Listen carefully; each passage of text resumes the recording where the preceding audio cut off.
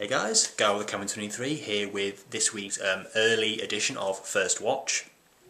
Basically, the thing is, I wanted to see this film, but I've got a free ticket to a film on Saturday night. But I really wanted to do this week's video on this film, which I'm going to see tonight.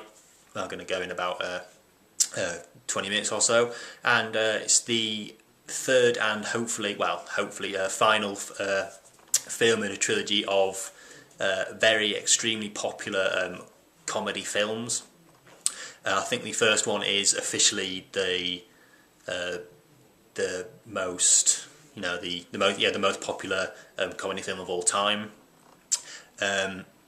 Yeah, I'm a big fan of the first film. Definitely, it's just a really original concept. The second one wasn't original whatsoever because it was a complete rehash of the second one, just in a different country.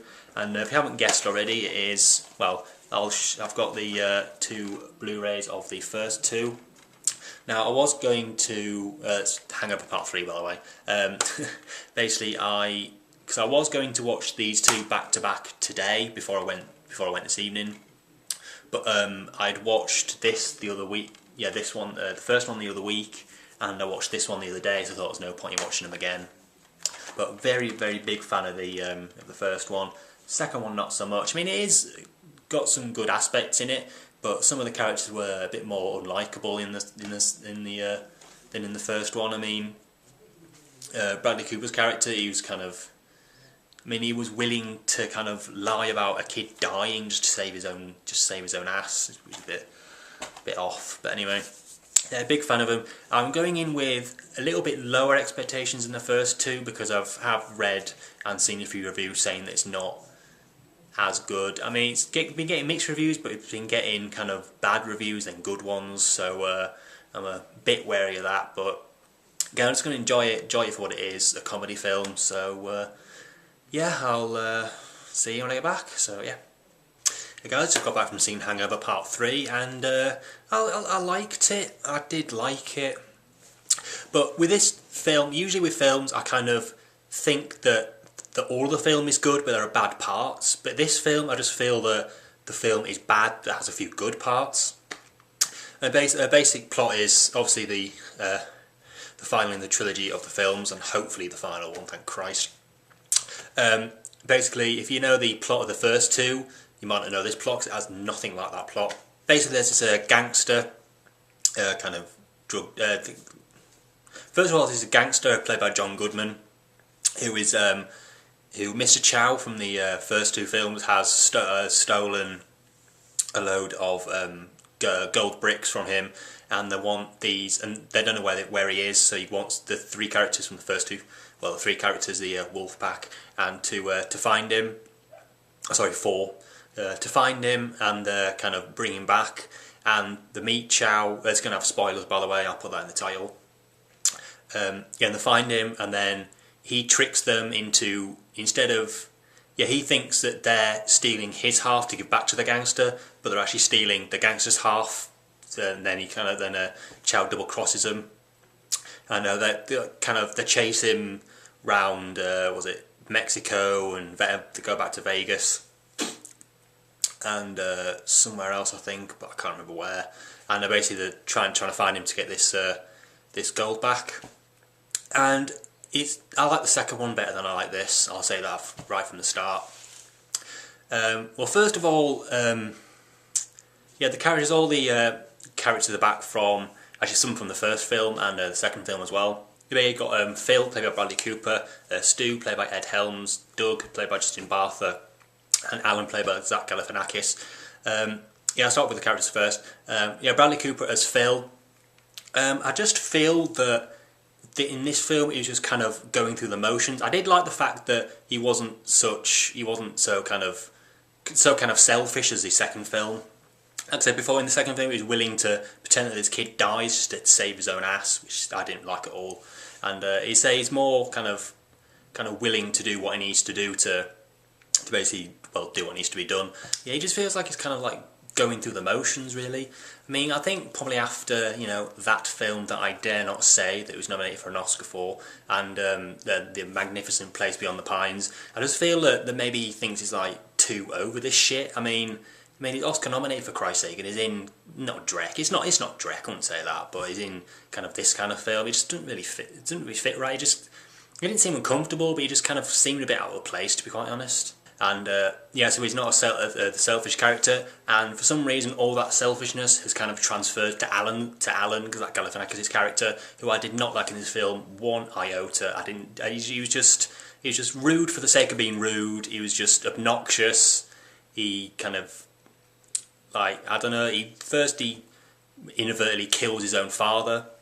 Basically, at the beginning of the film, he buys a giraffe for some reason. And he's driving, as you'll see this in the trailer, but he's driving down the motorway, and by accident he like beheads this giraffe, which is a bit off. And then yeah, basically Jeffrey Tambor, who's in one scene in this film. If you're a fan of his character in the other two films, he's only in this one scene. Yeah, basically he has a fight with him, and he has a heart attack and dies for the first like 6 minutes of the film, which I didn't really like. I like Jeffrey Tambor's character. He's a good actor as well. I suppose maybe they only had him for one day for his, like, if maybe they caught him only on his day off from filming Arrested Development. So I don't know. But yeah, he's just obnoxious. There's no redeeming qualities about him from this film, and it's to do with the writing. I think it's just, well, of course it is, because he's not like that in real life. Well, I hope not. And this one is just like every film. Every one of this trilogy has different writers. First one was Todd Phillips. Actually, I think he might have written that on his own, actually. I think, possibly.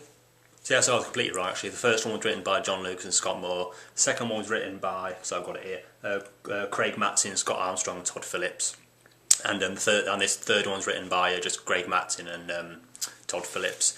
And it's just the writing. It's just, there's no reason for him to make this character this dislikable.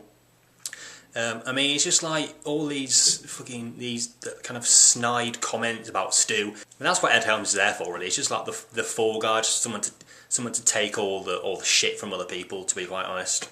And the other thing about the film is that it's not a Hangover film. It's not really a Hangover film. Yeah, you might have the same characters, yeah, you might have the same director, but take those characters out. Yeah, put different actors in those roles. It would be just kind of any other generic comedy movie, which isn't a compliment, obviously. Kind of really reminded me of a David Gordon Green film, that kind of the comedy mixed with the action, but it was really more of an action film with kind of like comedy bits put in, really. And also there is no Hangover, so there's no reason to call it Hangover Part 3 other than a cash-in, really. But you won't be surprised if one of the writers or both the writers of this just kind of like wrote just any other film, just slapped the Hangover on it and slapped the same characters in these situations just to kind of cash in, really. It just kind of annoyed me. It's not a brilliant film. I mean, I did laugh a bit. I smiled more than I laughed. You know, I chuckled to myself more than I laughed out loud. And with these films as well, when you're in an audience and you hear people laughing, there's more chance of you laughing along with it. Yeah, I'd say Ed Helms' character, he's just kind of the fall guy for everyone else's shit, to be quite honest. There's also quite a bit of dark humour in this film, kind of animals getting killed, people getting killed for, well, not no reason, but people getting killed. And yeah, it's not a great movie.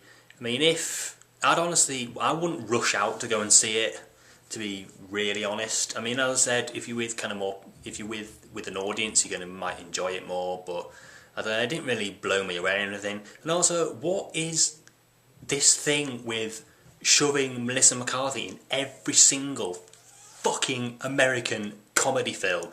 I don't know what people find funny about her. She just annoys me. I mean, good, she was only in it for like 2 scenes, and she wasn't kind of too annoying, but she's just annoying enough just to kind of get under my skin a bit. But I don't know why people are casting her in these comedy films. I don't know why. So yeah, and of course, Ken Jeong's character and Mr. Chow. Because when I've been watching reviews, people have been saying that he's kind of more annoying in this film. Yeah, he was in the first film. He wasn't in it too much. Then in the second film, he was in it more. And this third film is kind of the main kind of the plot revolves around. And he didn't annoy me that much. I mean, there was kind of kind of bits of his kind of character and kind of lines he says that kind of annoy me a little bit, but it didn't annoy me as much as the other films we got. I mean, it didn't really annoy me in the other two films, but it didn't really annoy me in this either. I mean, I'm not the biggest fan of his, and his kind of, you know, like, basically just crazy kind of saying lines in funny ways and stuff. But I don't dislike him as, well, he's not really an actor, but I don't dislike him as a comedy performer. I guess you class him as, I don't really know. Yeah, so basically it's basically just the Alan Chow show, to be quite honest. It's just, you know, Zack Galafinakis and Ken Jeong show. I mean, when the film focuses more on those characters, and those characters that aren't likeable whatsoever, there's nothing to connect to. There's nothing to kind of, you know, root for. It's just there. And well, yeah, Justin Bartha is, as in the second film, he's not in it that much whatsoever, but he's in it a bit. He's the one that they kidnap him to kind of, you know, ransom, to get these guys to get this gold. And so yeah, it's not a hangover film by any stretch of the imagination, but it was enjoyable for what it was. I did laugh quite a bit. It's just mediocre. It's not great. The characters aren't likeable at all. Like I say, Bradley Cooper's character is more likeable in this than he was in the second one. So all that must have been transferred onto Alan, because he was not nice. He's not a good character in this film whatsoever. No kind of slight on Zack Galifianakis. He's a funny guy, but it's just the writing wasn't really there.